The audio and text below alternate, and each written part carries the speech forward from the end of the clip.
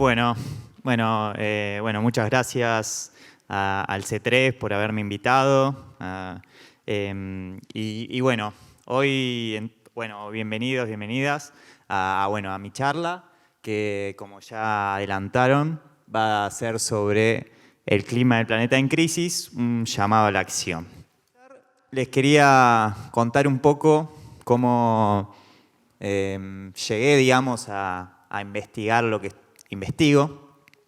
Y cuando era chico, algo que me interesaba mucho era todo lo que tenía que ver con los fenómenos naturales, ¿no? Las grandes manifestaciones del planeta Tierra, como erupciones volcánicas, terremotos, huracanes, tsunamis, ¿no? Todas esas grandes manifestaciones me despertaban la curiosidad de por qué se producían y también me despertaban un poco de preocupación, ¿no? Porque son eventos que, además de ser que uno por ahí le despierta la curiosidad de qué manera puede suceder eso, también a su vez, en general, están asociados a grandes impactos, pérdidas humanas, pérdidas económicas y otro tipo de impactos.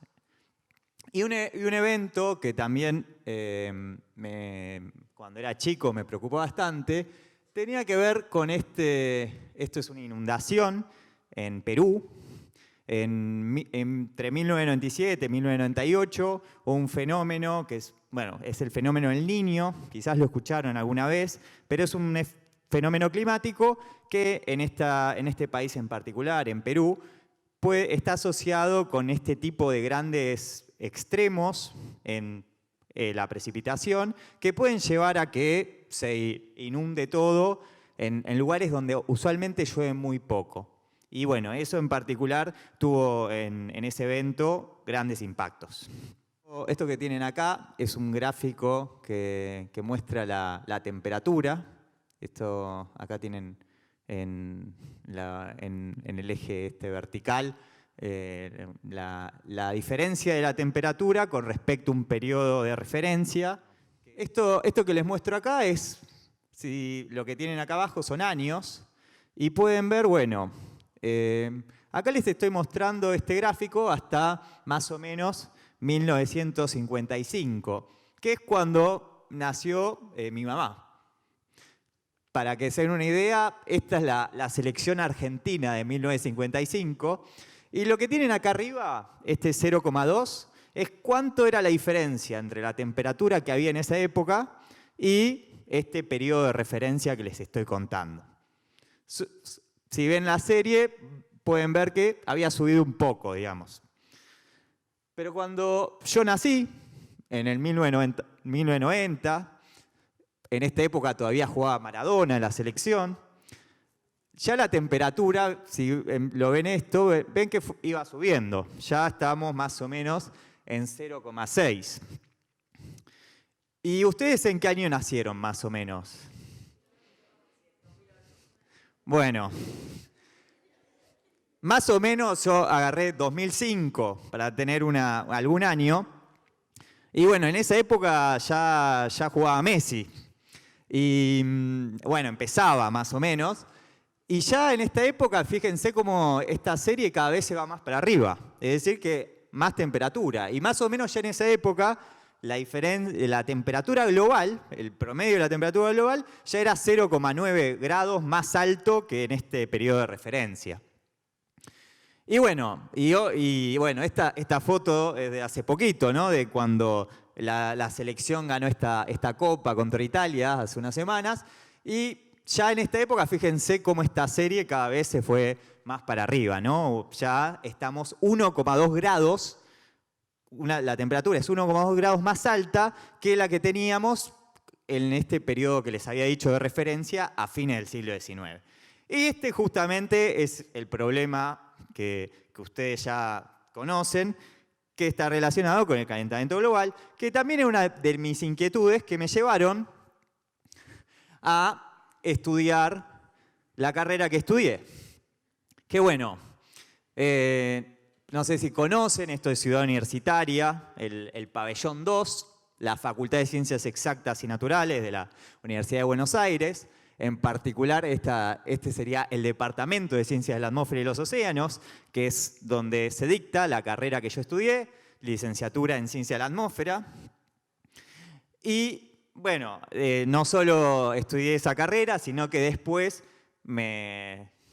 con las inquietudes que tenía, quise seguir también y me dediqué a la investigación en temas de clima y en este instituto que se llama el Centro de Investigación en la Atmósfera, que queda en esta misma facultad. Así es un poco cómo llegué, de esa curiosidad, ¿no?, de esto, de los fenómenos naturales, de los grandes eventos, y también con esta preocupación por lo que causan estos eventos.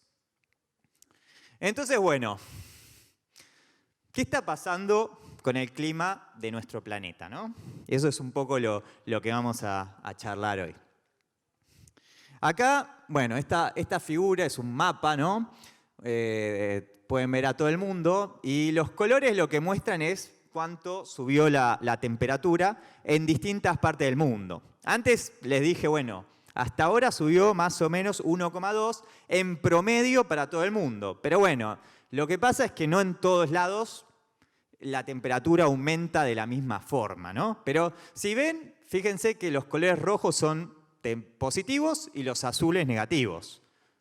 ¿Ven algo azul? No, lo que ven es o blanco, algunas zonas blancas, que significa que por ahí no cambió mucho la temperatura, pero el color que domina es el rojo, ¿no? ¿Y ven algunas zonas con rojos más intensos? ¿Cómo cuál? La zona polar del hemisferio norte.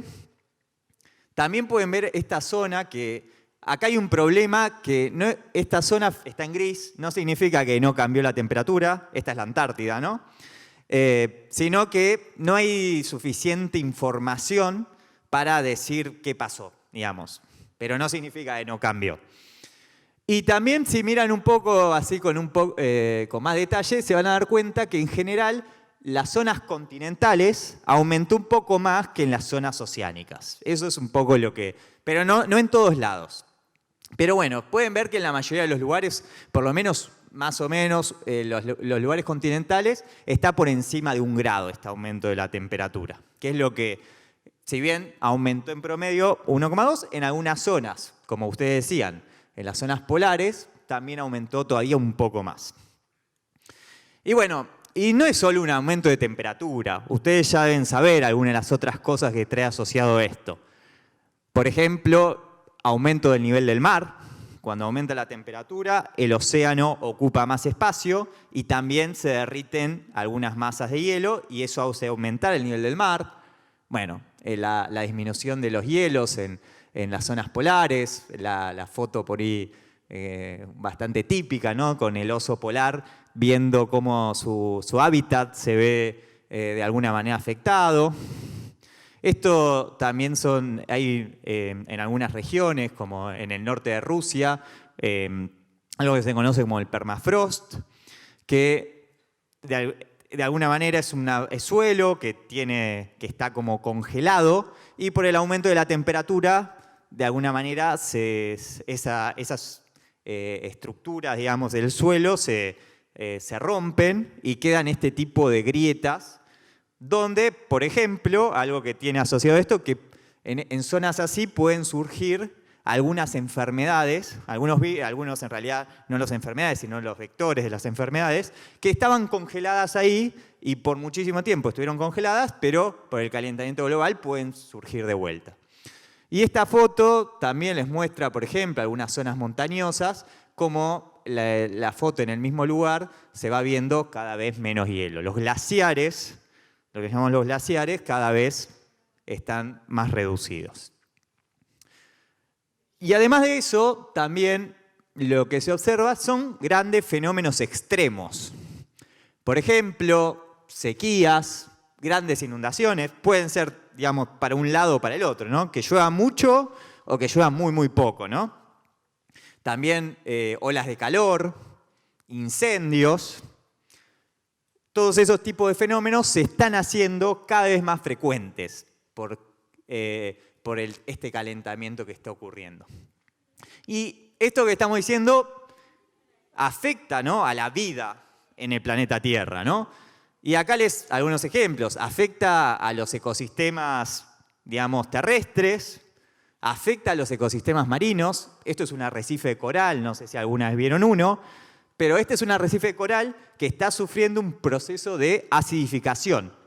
Los arrecifes de coral no son blancos, son blancos cuando el océano se vuelve más ácido. ¿Está bien? Si yo les mostrase si les hubiera querido mostrar una linda foto de un arrecife de coral, les hubiera mostrado una foto muy colorida. Pero les estoy mostrando una blanca porque es el efecto que tiene el calentamiento sobre este ecosistema, que no solo esto, sino toda la vida acuática que tienen alrededor. También, producto de estos fenómenos extremos, este es un ejemplo bastante reciente de la ola de calor, de alguna ola de calor que sucedió en Estados Unidos, Canadá, y cómo todo un montón de gente se tuvo que ir a algunos lugares en refugios para poder soportar esa ola de calor que trajo aparejados muchas muertes. Y en esa zona, digamos, Estados Unidos, Canadá, que imagínense que tienen muchos recursos a disposición para enfrentar este tipo de cosas. También, por ejemplo, no sé si lo identifican, qué es esto, pero este es el mosquito el Aedes aegypti, muy bien, que está asociado con algunas enfermedades como el dengue y otras. Y este tipo de mosquitos, lo que está sucediendo es que cada vez pueden vivir en regiones donde antes no podían vivir por cómo van cambiando los factores ambientales, como puede ser la temperatura, las lluvias. Y también esta foto es para representar que también los cambios en el clima también traen aparejados problemas en la salud mental. ¿Está bien? No solo hay que pensar en la salud física, lo que estamos más acostumbrados a hablar con salud, sino que también ansiedad, algunos cuadros relacionados con la salud mental, también se están viendo, traen este tipo de fenómenos relacionados con el cambio climático, traen aparejados a más problemas en lo que tiene que ver con la salud mental. Imagínense vivir una situación de estrés, como por ejemplo todo lo que les mostré antes, ¿no? Una gran ola de calor, una inundación, bueno, eso también tiene este tipo de consecuencias. Algunos de los principales cambios, esto es una figura del Ministerio de Ambiente, tienen que ver con, por ejemplo, lo que decía antes, ¿no? En la zona patagónica cordillerana, retroceso de los glaciares. En la zona de Cuyo, en general, lo que se ve es déficits de agua y de los caudales de los ríos, que ponen en riesgo, digamos, el aprovisionamiento de agua en esa zona, que es una zona bastante seca. Del lado este tenemos mayor probabilidad de estos fenómenos extremos como inundaciones. Y también, bueno, en la parte norte es la que se ve más afectada por lo que tiene que ver con los aumentos de temperatura. Como son zonas que ya de por sí son bastante cálidas, también tienen una tendencia a ser cada vez más cálidas y bueno, eso también es preocupante, ¿no? Esto es un panorama así un poco general. Bueno, ¿y cómo sabemos muchas de estas cosas? Acá me gustaría mencionar que para que uno pueda saber lo que está pasando, también uno necesita tener buena información tener mediciones de lo que fue pasando a lo largo del tiempo. En esto son importantes, por ejemplo, algunos organismos, acá les traje los más directamente relacionados con la meteorología, como la Organización Meteorológica Mundial, que lo que hace es el agrupamiento de todos los servicios meteorológicos del mundo, entre ellos el Servicio Meteorológico Nacional Argentino, que por ahí lo escuchan cuando dan el pronóstico, ¿no? o leen la temperatura que está habiendo. En general están hablando de un registro que está haciendo el Servicio Meteorológico Nacional. Pero bueno, así como el Servicio Meteorológico Nacional, hay en todo el mundo. Y bueno, y esto tiene aparejado hay distintos tipos de mediciones. Acá les traje algunos ejemplos. Información satelital, que bueno, la información satelital está disponible no hace tanto, más o menos los satélites meteorológicos que se suelen utilizar arrancan más o menos en el 1979, 1980. Después, esto es una estación convencional, no sé si tuvieron la oportunidad en algún momento de conocer alguna. Hay la estación central de Buenos Aires, por ejemplo, está ubicada al lado de la Facultad de Agronomía, no sé si conocen el predio, pero es un predio verde muy grande. Acá lo que se hace es medir las distintas variables que ustedes conocerán, ¿no? Temperatura, presión, humedad, lluvia. Y también hay estaciones, y estas estaciones no están solo en lugares así verdes. También esta estación corresponde a una estación en la Antártida. También tenemos estaciones en la Antártida. En particular, Argentina tiene, no sé si sabían, la estación más vieja en la Antártida, que está ubicada en las Islas Orcadas, y que registra datos meteorológicos desde 1904. Es una de las, justamente, para conocer el clima antártico, Argentina de alguna manera provee una de las series de información más largas. Y bueno, ¿y a usted le parece que el cambio climático afecta a todas las personas por igual? No.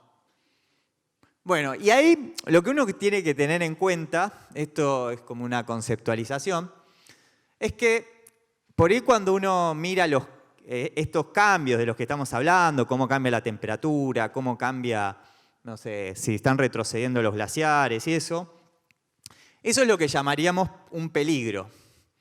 Pero cuando queremos hablar del impacto que tiene eso, del riesgo que uno tiene, tenemos que tener en cuenta también lo que es la vulnerabilidad que tenemos ante eso. ¿Está bien? No todos podemos prepararnos igual ante un mismo evento. Esta figura da un poco una idea de cuál es la vulnerabilidad.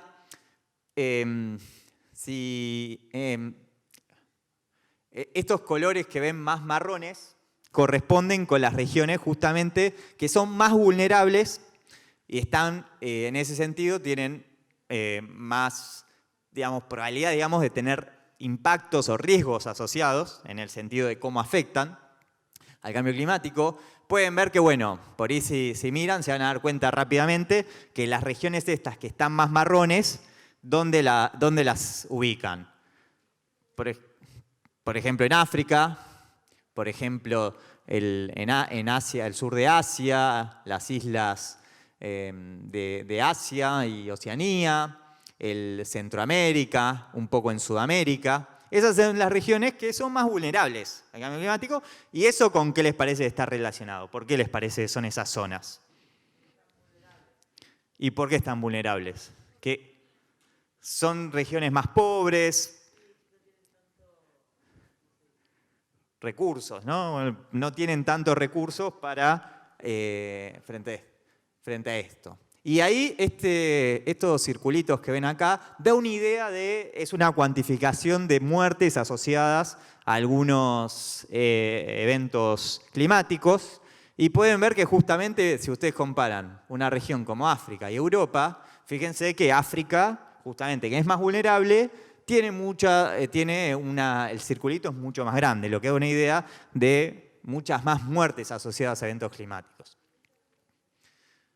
Así que bueno, para la vulnerabilidad depende de muchos factores. Y bueno, algunos factores que les quería mencionar, esto que hablábamos básicamente del desarrollo económico de los países, las regiones más pobres son más vulnerables. También el tema de género es importante. En general, en los estudios que hay, las mujeres son más vulnerables. Por ejemplo, cuando hay un fenómeno climático y eso fuerza a producir migraciones, en general la mayoría de las personas que se tienen que migrar son mujeres. Eso tiene que ver con los recursos que tienen, digamos, cada género para afrontar de alguna manera este tipo de desastres. También pueblos originarios son los más afectados. Las zonas con pueblos originarios en general tienen menos recursos o menos posibilidades de afrontar este tipo de los riesgos asociados, digamos, con el cambio climático. También la cuestión etaria es importante. ¿Quiénes se ven más afectados? Bueno, las generaciones más jóvenes son más afectadas, y no solo son más afectadas, sino que también son las que van a vivir más años, ¿no? Con este problema. Y también cuestiones, digamos, relacionadas con las cuestiones raciales, digamos. En general, si en un país hay problemas, si hay parte de la población que está racializada, es también más vulnerable en general a este tipo de problemas. Y bueno, ahora entonces les voy a contar un poco por qué está cambiando el clima. Bueno, y para empezar, el clima puede cambiar por muchas razones, ¿no? Entre ellas podemos hablar de algunos fenómenos, de algunos forzantes, digamos, naturales que hacen cambiar el clima del planeta.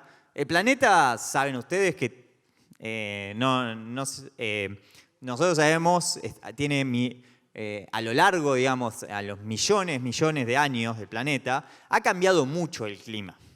Entonces, estos son todos factores naturales que estuvieron siempre ahí, digamos, a lo largo de la vida del planeta Tierra y que afectan el clima. Pero en las últimas décadas y en los últimos siglos se agregaron otros factores, que son los factores que tienen que ver con los seres humanos. Que tienen que ver, por ejemplo, con la emisión de partículas, de distintos gases, de partículas sólidas que quedan suspendidas en la atmósfera, lo que tiene que ver con la deforestación, los cambios del uso del suelo, digamos, donde había un bosque, por ejemplo, digamos, hoy puede haber una ciudad, o puede haber un campo, o algún otro tipo de actividad.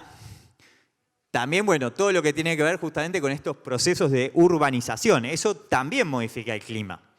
No sé si alguna vez escucharon, por ejemplo, hablar de lo que es la isla urbana de calor. El hecho de tener una ciudad, como puede ser Buenos Aires, donde hay muchos edificios, mucho cemento, si uno compara eso con un campo que está acá nomás, van a tener dos climas distintos, solamente por el hecho de eso, de estar en el medio de la ciudad. Así que bueno, justamente de alguna manera la comunidad científica, considerando todo esto, se preguntó, digamos, a ver, este calentamiento que uno tiene, ¿de quién es la culpa, digamos, no? Entonces, bueno, esta figura un poco intenta mostrar eso.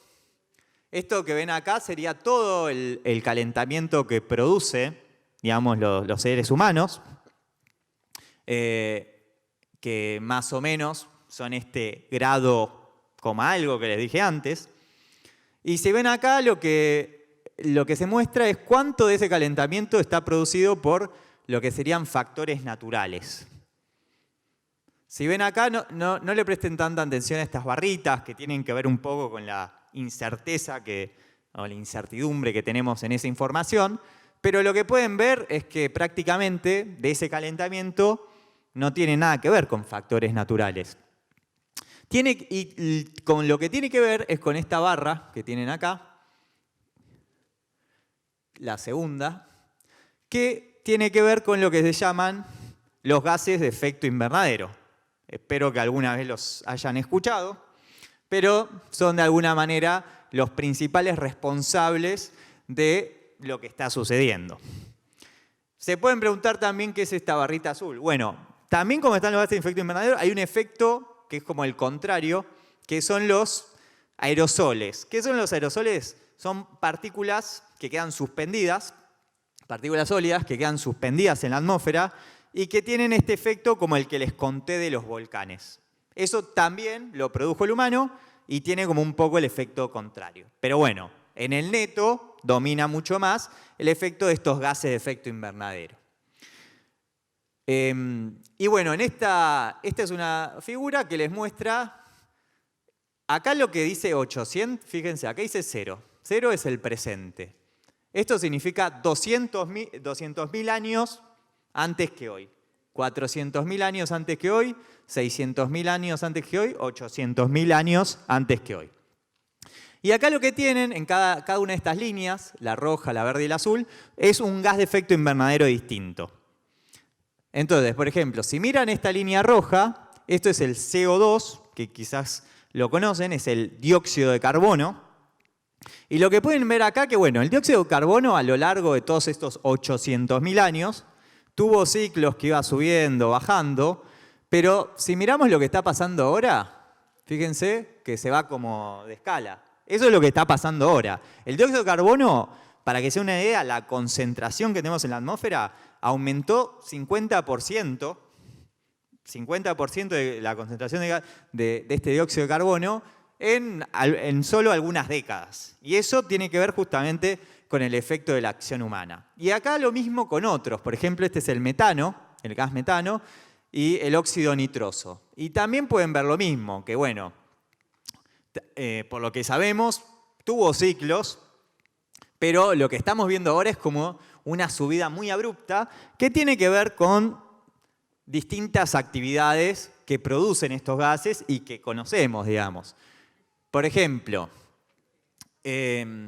¿por qué se aumentan tanto estos gases? El dióxido de carbono, por ejemplo, está asociado con los combustibles fósiles, el petróleo, el gas. Entonces, por ejemplo, la movilidad, el transporte que usamos, se basa principalmente en esos combustibles fósiles. También, bueno, actividades industriales, la mayoría de actividades que hacemos de alguna manera u otra utilizan este tipo de sustancias. Y también, por ejemplo, bueno, acá les puse las vacas, que quizás también esto lo escucharon, la actividad ganadera afecta principalmente esto que decíamos antes del metano. La actividad ganadera es una de las principales generadores de este gas metano y también por eso está haciendo que suba. ¿Cuál es el problema? Uno diría, bueno, estas actividades piensen que en las últimas décadas crecieron un montón, ¿no? En la medida que en las últimas décadas cada vez somos más, cada vez hay más actividades, cada vez hay más autos, cada vez comemos más vacas, entonces cada vez hay más urbanización y todo eso, cada vez hay más industrias, llevó a que estos gases aumentaran mucho en las últimas décadas.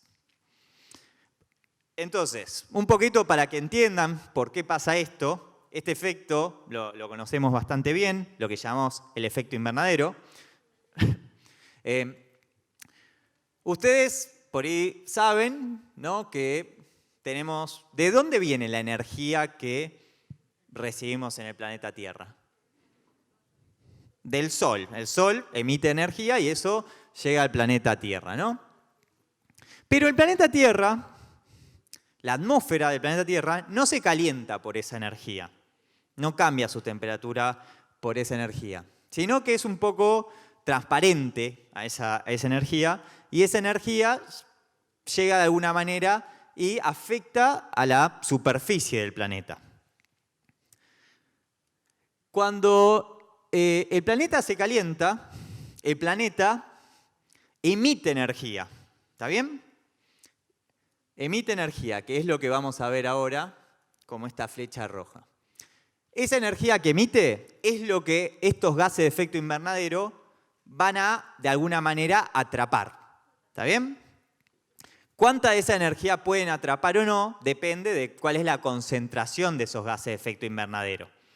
Entonces, cuantos más haya, más energía de esa van a atrapar y menos es la que se va a escapar al espacio exterior. Entonces lo que estamos haciendo de alguna manera es aumentar esta cantidad de energía que queda atrapada en la atmósfera. Y eso es lo que afecta después a la superficie. Para que sea una idea, si no estuviera el efecto invernadero, el planeta Tierra tendría una temperatura media de menos 18 grados. ¿Está bien? Así que es un efecto importante, pero el problema es que las actividades humanas están causando un desbalance entre lo que digamos, queda atrapado en la superficie y es lo que genera estos aumentos de temperatura de los que estamos hablando. Entonces, ¿quién es el responsable del cambio climático? ¿Qué contestarían? nosotros, los seres humanos, ¿está bien? ¿Todos los seres humanos por igual? ¿Ahí qué dirían? Bueno, por ejemplo, a ver, ustedes me dijeron que nacieron, hay muchos, más o menos, en la década del 2000. Bueno, en la década del 2000 ya había calentamiento global, ¿no? Entonces, no pueden ser los culpables, uno diría, ¿no? Es como, ya nacieron con calentamiento. La gente que nace ahora ya está naciendo en un planeta que es un poco más de un grado más caliente que lo que era a fines del siglo XX, del siglo XIX. Así que, digamos, uno puede decir, somos todos responsables, pero, bueno, más o menos. Y ahí, bueno, este es el mapa, lo pueden buscar, es una página web, el mapa de carbono. Y lo que les muestra un poco, uno puede como deformar el planiferio considerando cuánto cada país hace alguna cosa en particular. Y en particular esto lo que muestra es las emisiones actuales de gases, de estos gases que producen el cambio climático. ¿Está bien?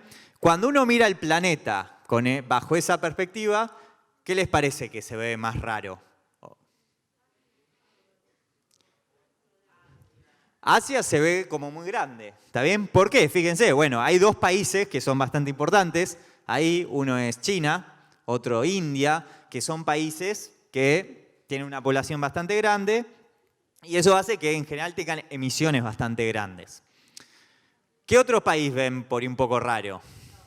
Estados Unidos, ¿no? Estados Unidos es un país que, si bien no tiene tanta población, tiene grandes emisiones. O sea, de alguna manera, cada persona, por su ritmo, por su sistema, digamos, de consumo, consume muchas y hace que se use mucho de estos gases de efecto invernadero, ¿está bien?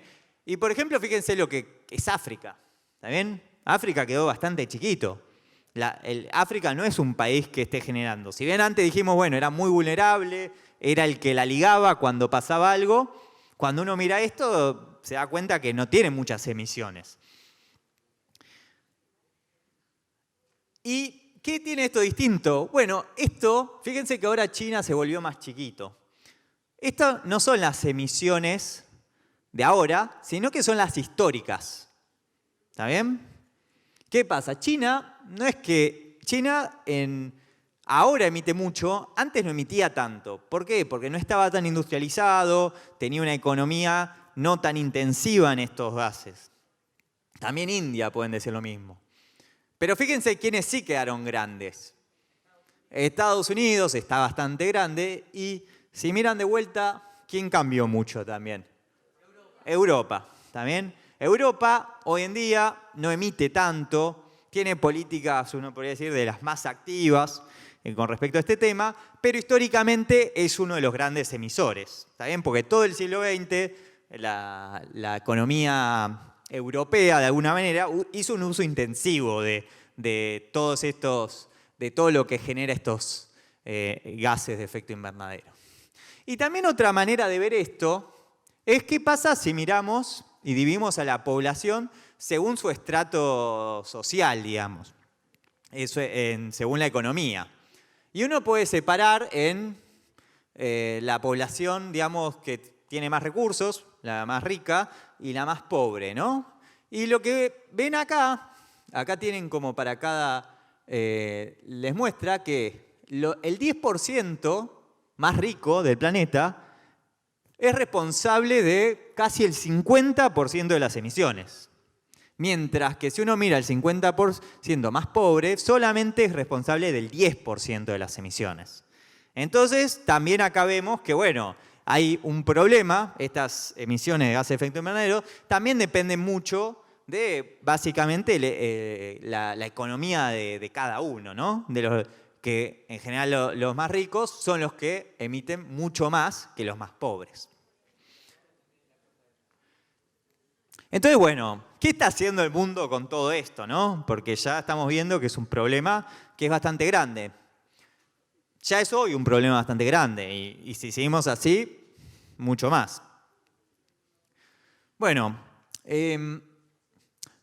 Para empezar, les quería contar un poco. Esto es, no sé si escucharon alguna vez el IPCC, el Panel Intergubernamental de Cambio Climático. Este es el principal organismo científico al que le compete el tema de cambio climático. Este panel se creó a fines de la década del 90, para que tengan una idea que ya en esa época este problema estaba de alguna manera en la agenda. Lo creó la Organización Meteorológica Mundial, que les mencioné antes, y el Programa de Naciones Unidas para el Medio Ambiente. Este panel lo que hace es, de alguna manera, nuclea a los principales, a la comunidad académica relacionada con temas de cambio climático y elabora informes de manera periódica relacionados con el tema. En particular, este es uno que salió este mismo año relacionado con los impactos, la adaptación y la vulnerabilidad al cambio climático, que algunas de las cosas que les mostré antes salen de ahí. En este panel hay una importante participación de científicos y científicas argentinas. Por ejemplo, acá Vicente Barros, Carolina Vera, Matilde Rusticucci, Inés Camilioni son algunos de los que han tenido una actuación importante relacionada justamente con este panel. Entonces, esto es la parte, vamos a decir, científico del tema, ¿no? Pero bueno, acá se juntan científicos, el tema es poner las manos a la obra del lado de los políticos. Y bueno, del lado de los políticos, desde 1992, en 1992 se crea en el marco de Naciones Unidas lo que se llama la Convención Marco de Naciones Unidas para el Cambio Climático, que lo que organiza es todos los años una reunión que se llama la Conferencia de las Partes, donde se juntan todos los países y otras organizaciones de la sociedad civil, pero bueno, lo importante ahí tiene que ver con lo que se juntan los representantes de los países y toman decisiones relacionadas con el cambio climático. Esto, por ejemplo, es una foto de la última de estas conferencias, que fue en Glasgow, en Escocia, y bueno, donde participan todas las representantes de todos los países del mundo. En esta conferencia fueron muchos presidentes, por ejemplo, bueno, Alberto Fernández, nuestro presidente, estuvo ahí. Y bueno, y la próxima, para que se den una idea, va a ser este año en Egipto. ¿Está bien? ¿Cuál es la idea de estas conferencias? Bueno, se supone que en estas negociaciones debería avanzar un poco la cosa. ¿Qué significa que avance un poco la cosa? Tratar de que los países se pongan de acuerdo para que se deje de emitir tanto de estos gases, y mejor dicho, que se empiece a reducir, y además que podamos adaptarnos de alguna manera a lo que está pasando. Ya sabemos que está pasando, ya sabemos que hay pérdidas, y bueno, hay que tomar acciones para que algo de eso avance. A lo largo de los años de que se creó esta convención, hubo algunos acuerdos. En 1997 se dio lo que se llamó el Protocolo de Kioto, que fue un acuerdo donde un grupo de países, que eran en ese momento los países más desarrollados, fijaron metas de reducción de estos gases de efecto invernadero. ¿Cuál fue el problema? Que no la cumplieron mucho. Entonces, este acuerdo que se hizo en ese momento no sirvió demasiado para revertir este problema que tenemos de que cada vez hay más de estos gases de efecto invernadero. La concentración de estos gases en la atmósfera cada vez es mayor. Y bueno, y en el 2015 hubo un segundo acuerdo, podríamos decir, el acuerdo que se llama el Acuerdo de París, que no sé si algunas lo escucharon, pero es algo que si no lo escucharon, seguramente a partir de ahora alguna vez lo van a escuchar. Es el acuerdo actual que regula este tema. Y en este acuerdo se comprometieron a que la temperatura del planeta no sea mayor a 2 grados. ¿Está bien? Ya vamos 1,2, como les mostré, está subiendo bastante rápido. Y en lo posible que sea menor a 1,5. Ese es el acuerdo que se firmó. ¿Cuál es el problema? Firmaron todos los países prácticamente ese acuerdo. No se sabe cómo, digamos. Solo se comprometieron a que eso pase de alguna manera. ¿Está bien? No es un acuerdo vinculante que diga exactamente cómo va a pasar eso. Pero hay un compromiso político, podríamos decir, de que debe hacerse eso y todos los países deberían tomar acciones que vayan en esa dirección. Para que se den una idea, esto es como un termómetro que muestra cómo venimos. Lo que les muestran acá, de alguna manera el termómetro, es cuál temperatura deberíamos esperar hacia lo que queda, digamos, del siglo XXI, según las decisiones que estamos o no tomando. Como les decía antes, acá es donde estamos ahora. Todavía acá lo pone en verde, que sería, estamos abajo de este 1,5. ¿Por qué? Porque si pasamos 1,5, bueno, los impactos van a ser cada vez más graves. Y si llegamos a 2, todavía peor. ¿Está bien? Entonces, acá lo importante es, sea lo que sea, tratar de quedar lo más abajo que se pueda. Porque cuanto más aumente la temperatura, todos los impactos de los que hablamos van a ser peores. Entonces, con las políticas que se están tomando ahora, más o menos terminaríamos en 2,7 grados. Eso sería más o menos el calentamiento que tendríamos si se siguen tomando más o menos las políticas que están sucediendo ahora. Eso, en términos de todos estos impactos que lo hablé, piensen, todos esos impactos agravados muchísimo. Si los países hacen lo que se están comprometiendo, ese calentamiento podría llegar a más o menos 2,1. Eso es más o menos con los compromisos actuales. Pero yo les dije antes que se habían comprometido a que no sea más de 2. Así todo, todavía ni siquiera tenemos compromisos que vayan en esa dirección. Y acá les puse, una frase del secretario general de la ONU, Antonio Guterres, que cada vez es más enfático en esto y nos habla de que para evitar lo que él llama la catástrofe climática, le pone esos términos, los principales emisores deben reducir drásticamente las emisiones a partir de este año. En el último informe del IPCC se habla de que más o menos, para poder cumplir las metas de más o menos llegar al límite de calentamiento de 1,5 grados, que sería lo deseable para que no aumenten mucho los impactos, las emisiones de gases de efecto invernadero tienen que empezar a bajar y de manera bastante grande a partir ya, ponen como límite más o menos el 2025. Si en 2025 no empezamos ya a bajar, va a ser muy difícil llegar a este 1,5. Así que por eso dice que se requieren reducciones inmediatas, rápidas y a gran escala de las emisiones de gases de efecto invernadero. Y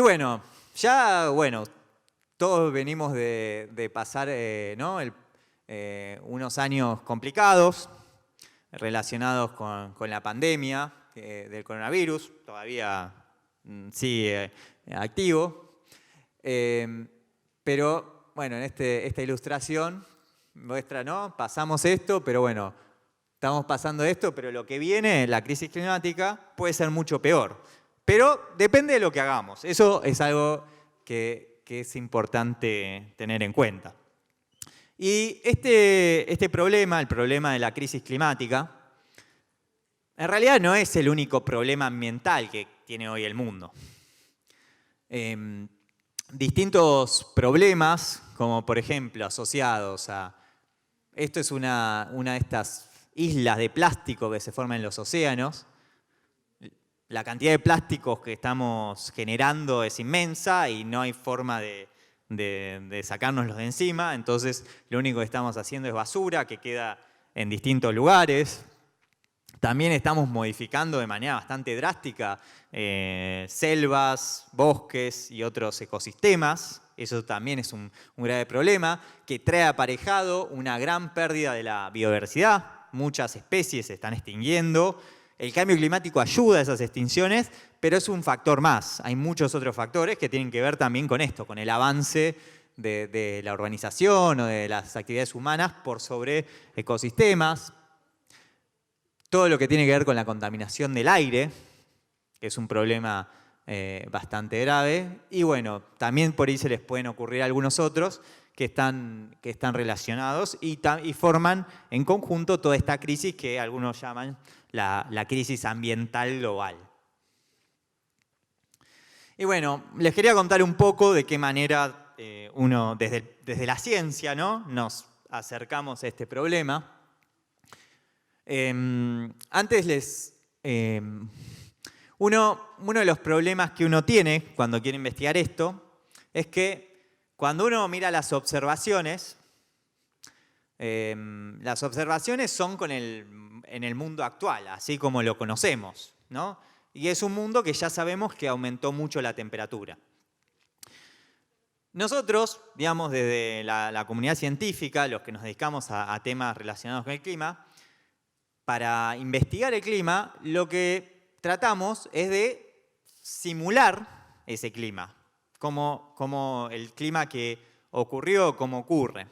Simularlo es usar un modelo numérico, que para ello se usan este tipo de computadoras, que no son una computadora, sino es lo que se llama una supercomputadora, que son un montón de procesadores, es como un montón de computadoras todas juntas haciendo alguna tarea en especial.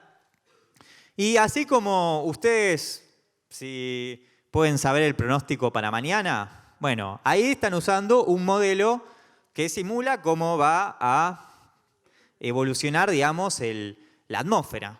Bueno, estas supercomputadoras lo que hacen para simular el clima es hacer lo mismo, pero por un montón de tiempo. ¿Está bien? Y eso a nosotros nos da una idea de lo que está sucediendo y por qué está sucediendo. Una de las cosas que cuando uno simula con estos modelos, y una de las cosas que uno puede hacer, es decir, bueno, en este modelo yo puedo decirle cómo cambian estos gases de efecto invernadero, y también le puedo decir cómo cambian otras cosas, ¿no? Entonces, acá lo que les quería mostrar es que si miran acá, hay como dos hay como dos sombreados, uno rojo y uno azul. El sombreado rojo-rosa lo que les muestra es cómo qué pasa cuando en el modelo yo simulo que hay un forzante, los forzantes, lo que llamamos los forzantes naturales, que les contaba antes, como el sol, los volcanes y otros, y también los relacionados con las actividades humanas, que más que nada se relacionan con este aumento de los gases de efecto invernadero que les dije antes. Y el sombreado azul es solamente si considero los naturales, sin cambiar los gases de efecto invernadero. ¿Está bien? ¿Y qué es lo que pueden ver ustedes? ¿Qué pasa con el sombreado azul? Está medio como en cero. Se queda medio en cero. En cambio, cuando uno mira el sombreado rosa, aumenta la temperatura, ¿no? Esto es la temperatura, lo que tienen. Y en negro está la observación. Entonces, ¿qué es lo que uno puede ver con esto? Que la observación, ¿está bien?, se explica cuando yo agrego, digamos, el aumento de los gases de efecto invernadero. Esa es la manera que uno puede, lo que llamamos, atribuir el cambio observado a los gases de efecto invernadero, al aumento de los gases de efecto invernadero, es decir, a la influencia humana sobre el clima, y en particular a la influencia asociada con estos gases. Esto acá lo tienen para el mundo completo, pero pueden ver más o menos lo mismo para cualquier región. ¿Está bien? Por ejemplo, en América del Sur pueden ver algo parecido. Está aumentando la temperatura y eso tiene que ver justamente con este sombreado rosa, que es cuando uno agrega estos gases de efecto invernadero. Así como les cuento esto, esta es una figura justamente del IPCC que les conté antes, de uno de los últimos informes, que lo que muestra acá, como estos hexágonos, es como el mapa, ¿no? Fíjense, esto es como América, Sudamérica, Norteamérica, Europa, Asia, África. Cada uno es como una región. Y lo que tienen en color rojo significa lugares donde se registró un aumento de los extremos de temperatura. Es decir, de olas de calor y fenómenos asociados con aumento de la temperatura. Fíjense que cuando uno mira eso, prácticamente en todo el mundo hay registros de que eso está aumentando. Y además, estos puntitos que ven acá, lo que les muestran es de ese aumento si puede ser explicado, digamos, justamente por el aumento de los gases de efecto invernadero, por las actividades humanas. Y lo que pueden ver entonces acá es que en casi todo el mundo hay aumento de estos gases de efecto de los extremos de temperatura, como las olas de calor, y que se asocian justamente con las actividades humanas, con el aumento de las actividades humanas. Para darles algunos ejemplos, hubo una ola de calor en Argentina en el 2013 y a partir de un estudio se determinó, por ejemplo, que esa ola de calor era 5 veces más probable que ocurra en el clima actual, digamos, en el que hay cambio climático, que si no hubiera habido cambio climático. Es decir, lo que estamos haciendo es que aumentando las probabilidades que este tipo de eventos ocurran en el mundo actual con sus características. Esto es del evento que les había contado antes, que ocurrió hace poco en Estados Unidos, Canadá. Y en ese caso se registró una temperatura, para que sea una idea, en Canadá, que ustedes por ahí cuando piensan se imaginan un lugar más o menos frío, se registró una temperatura cercana a los 50 grados. ¿Está bien? En una región extensa tenía temperaturas por encima de los 40 grados. Y en un lugar se registró una de 50 grados. En Argentina, en ningún lugar hubo un registro de esa. O sea, es más grande ese registro que la temperatura máxima observada en Argentina. Y cuando, bueno, a partir de este tipo de investigaciones, se estimó que ese evento era 130 veces más probable que ocurra por el calentamiento global que si no hubiera habido calentamiento global.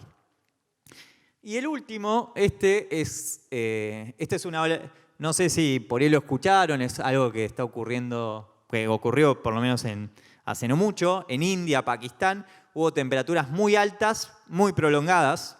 Marzo, abril fueron meses muy, muy cálidos. Es un lugar más o menos cálido, pero imagínense que estaban por encima de los 40 grados por un tiempo prolongado. Y en este caso se estimó que esta ola de calor, estos meses muy cálidos, fueron 30 veces más probables que lo que hubieran sido si no hubiera habido calentamiento global. Así que lo que estamos viendo justamente, y podemos un poco investigar, es cómo estos eventos se vuelven mucho más probables por el calentamiento global. Y bueno, les quería traer un ejemplo de algo que hago yo, digamos. Esto que tienen acá es cómo cambiaron las precipitaciones en Sudamérica. En verde tienen aumentos y en marroncito tienen disminuciones. Fíjense que, bueno, como les decía antes, en el este de Sudamérica, el este de Argentina, Uruguay, sur de Brasil, en general aumentaron las lluvias. Y en el oeste, en la zona de Chile, en la zona del oeste de nuestro país, disminuyeron. Y uno puede hacer este mismo ejercicio comparando qué pasa cuando uno considera los gases de efecto invernadero y qué pasa cuando solo consideramos los efectos naturales, ¿no? Con estas tendencias que vemos en la lluvia. Y lo que uno puede ver con eso es que justamente las tendencias que observamos solamente las podemos explicar cuando consideramos los gases de efecto invernadero. Con los efectos solamente del forzante natural no se puede explicar. Es decir, que estas tendencias que se están observando en Sudamérica se deben al aumento de los gases de efecto invernadero. Por lo menos es uno de los factores a los que se debe. Pero bueno, cuando hablamos de el estudio del cambio climático, ¿en qué disciplinas piensan ustedes? Disciplinas científicas. En las ciencias naturales, uno podría, cuando uno está hablando, ¿no? Si llueve más, si llueve menos, si aumenta la temperatura, disminuye, uno pensaría más que nada en ciencias naturales. Pero también hablamos de la vulnerabilidad, por ejemplo, ¿no? Y la vulnerabilidad no es de las ciencias naturales, digamos, tiene más que ver con factores que tienen que ver con lo social. Entonces, el problema del cambio climático es un problema que requiere de muchas disciplinas, requiere del conocimiento de muchas disciplinas.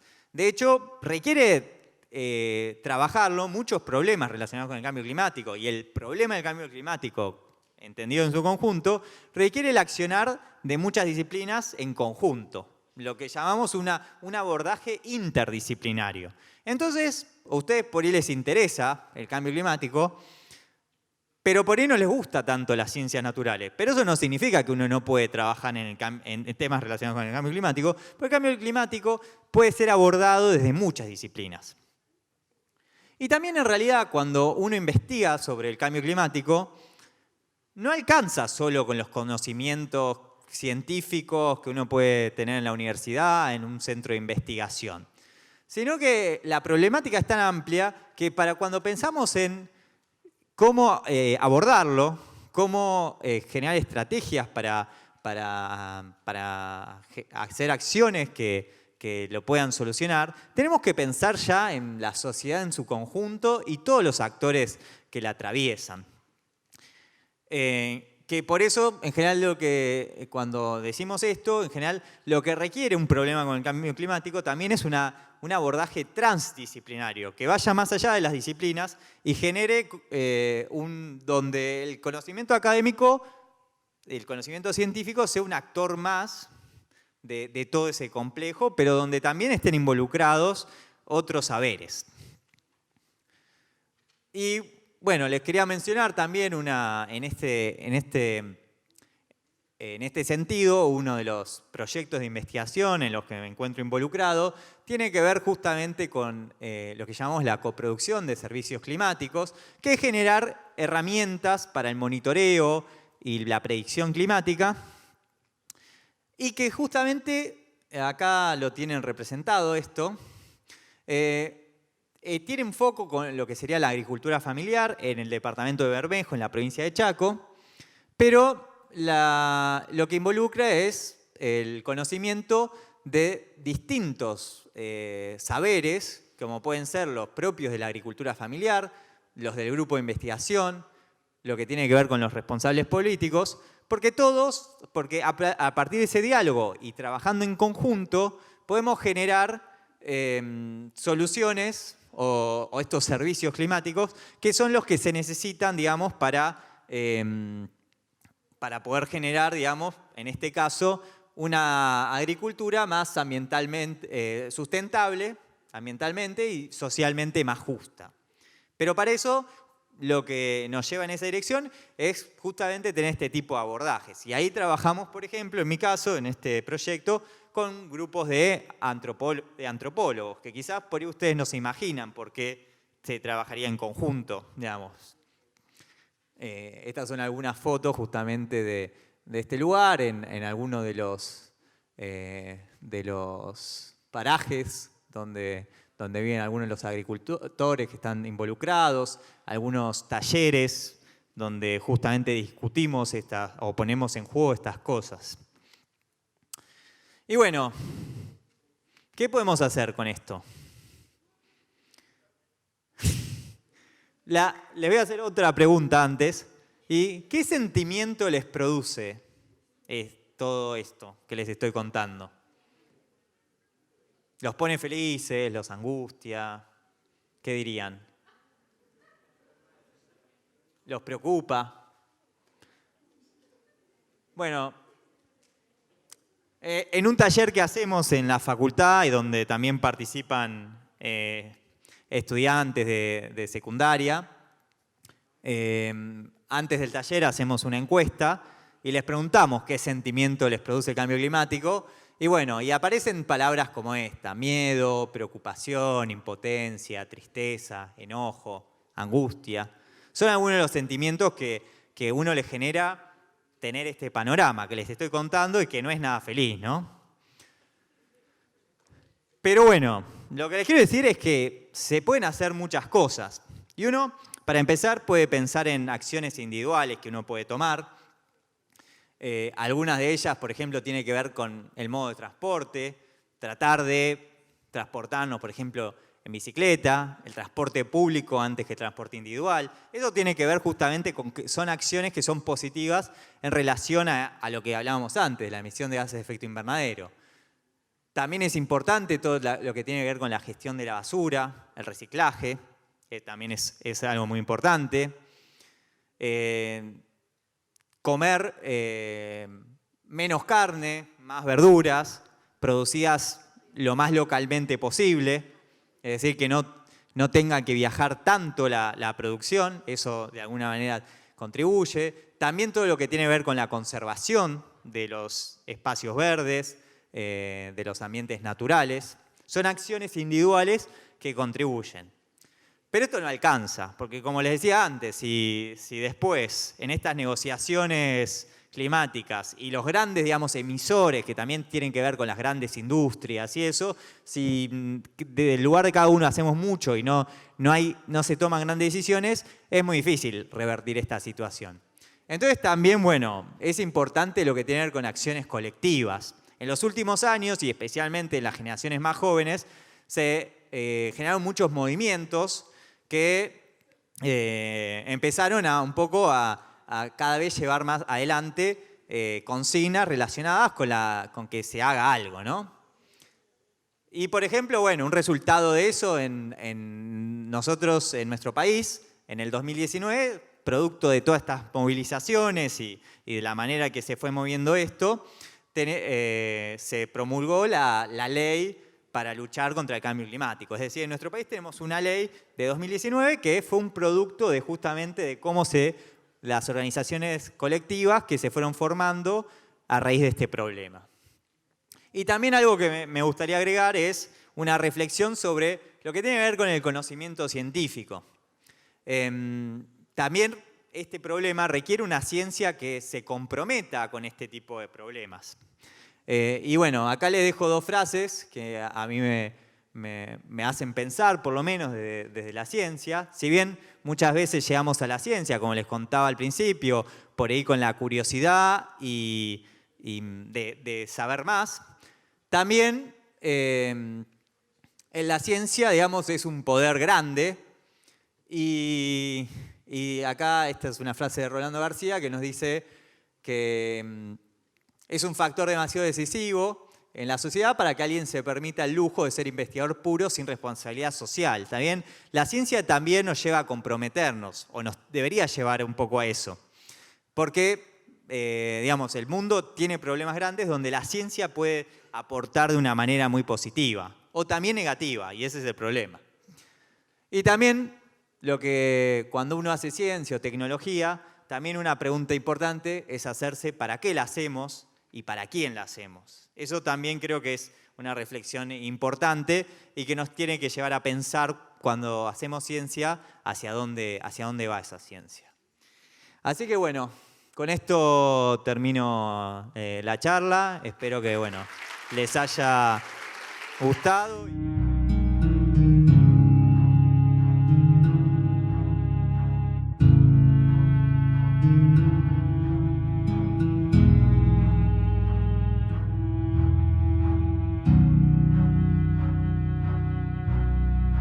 you.